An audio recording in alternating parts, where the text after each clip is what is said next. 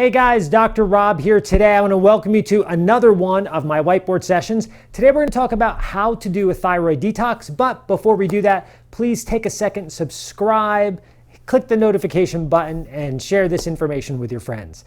All right, so who should not do a thyroid detox? People with hyperthyroidism or Graves' disease, people with Hashimoto's hypothyroidism should not do this. Also, check with your medical doctor or a healthcare provider before you start this type of detox to make sure it's okay for you to do. All right, so what this detox helps do is it helps to kick out bromine, fluorine, and chlorine from the thyroid gland.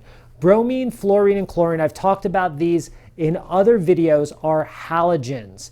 These are particular types of substances that are very similar to iodine, and what they do is they interfere with the absorption of iodine into the thyroid gland. So people could have a bromide toxicity, a fluorine toxicity, or a chlorine toxicity, and those toxicities can stop the absorption of iodine into the thyroid, potentially leading to hypothyroidism. So this particular type of thyroid detox is designed to kick the fluorine, chlorine, and bromine out of your thyroid gland, so that way the gland itself can function a lot better. How do we do this? So first off, you're going to need some things. Let's come closer to the whiteboard. So what we're going to need here is you're going to need some unrefined sea salt. I like Celtic or Celtic sea salt, tomato, tomato, potato, patata. You're also going to need selenium, about 200 to 400 micrograms per day. You're also going to need magnesium. I prefer magnesium attached to a taurine molecule, magnesium taurate. I think it's better for this type of detox. Magnesium glycinate is also a good one because they both facilitate detoxification. Magnesium malate, so-so. Magnesium oxide, no. Magnesium carbonate, no. Magnesium citrate, probably not. So those are going to be the best forms of magnesium to do this. You're going to need a decent B-complex vitamin with inositol, and you're going to need potassium iodine. Potassium iodide, you can find it in like Lugol's iodine. You can find it just online. I mean, I have some, but that's not the purpose of today's video. It's just to give you guys the data.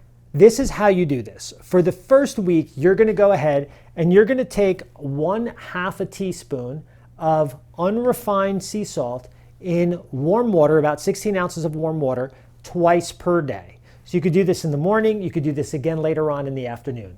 And I'm going to explain what this is for in a second. The selenium you could take at breakfast, 200 micrograms. The magnesium, I like to take the magnesium in the evening time because it's very relaxing for the body, especially magnesium glycinate can actually help facilitate the sleep process because glycine can be an inhibitory neurotransmitter and help sleep.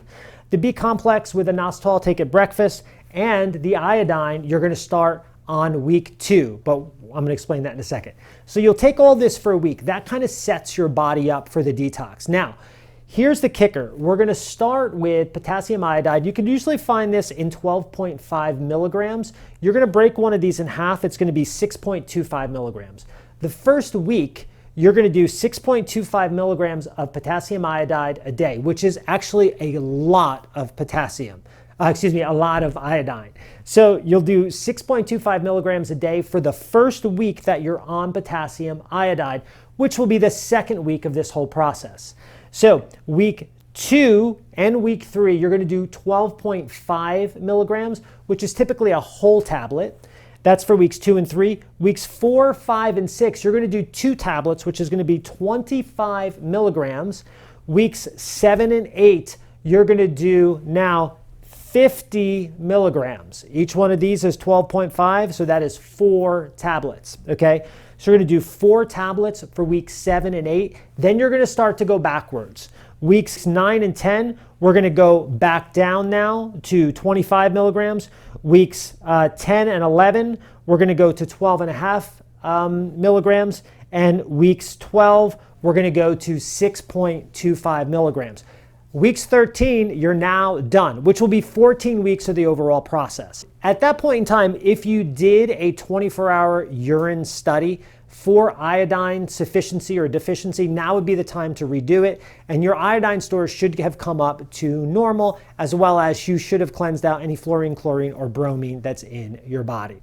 Oh, and make sure you do not just do the iodine. Some people will do that. If you do that, you're typically going to get bad detox symptoms, specifically from bromine.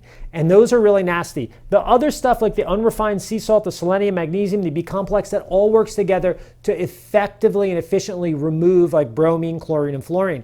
If you don't have the other stuff and use just the iodine, the symptoms you can get from detox are huge. I'm going to list them off to you. There's so many, I have to go to my phone here where I have them all listed out. You could have fatigue, cherry angiomas, which are these red splotchy kind of veins that pop up on your body, headaches, sluggishness, a rash, tremor, impaired memory, impaired concentration, a disturbance of color perception. You can't perceive color as well. Slurred speech. I may have bromine detox issues right now.